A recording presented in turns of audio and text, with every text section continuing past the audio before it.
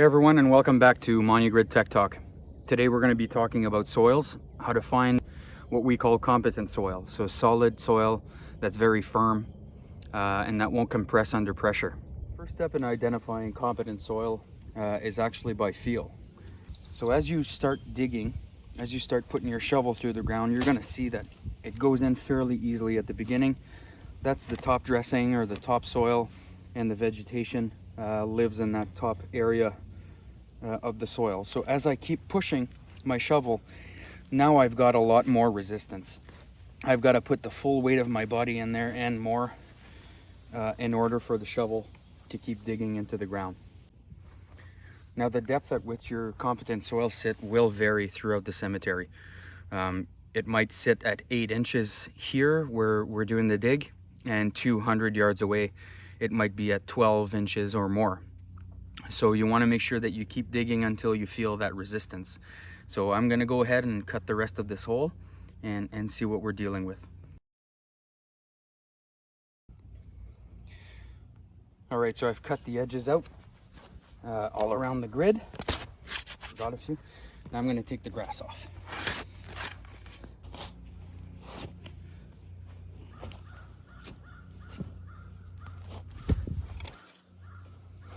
There we go.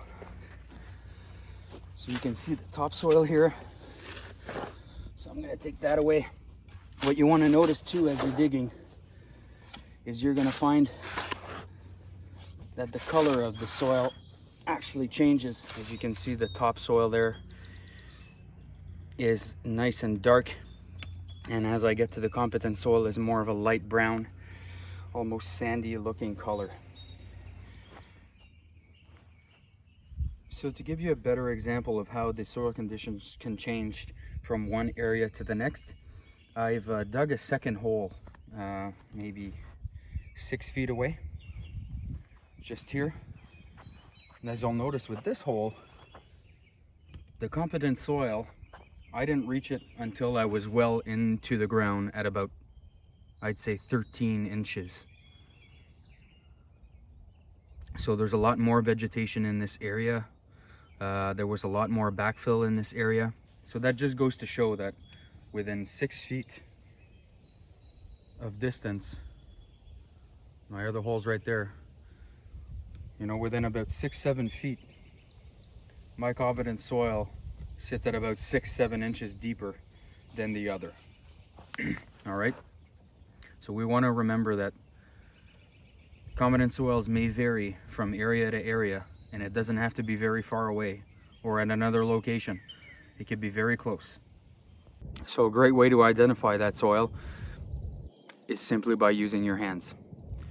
So let's dive into this hole and take a look.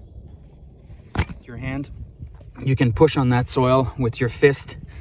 Try and shove your thumb in there or a finger. And as you can see, my finger can't penetrate the soil, barely leaves an imprint, right? But if I go here where there's vegetation, I can shove my finger right through. So that means that soil will compress under pressure. So you have to keep digging until you find that competent, nice, firm, well-compacted soil. There's also a lot of vegetation.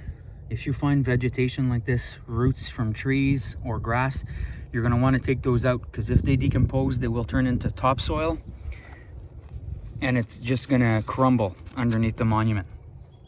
Another great way to test your soil is with what we call the heel test or the boot test.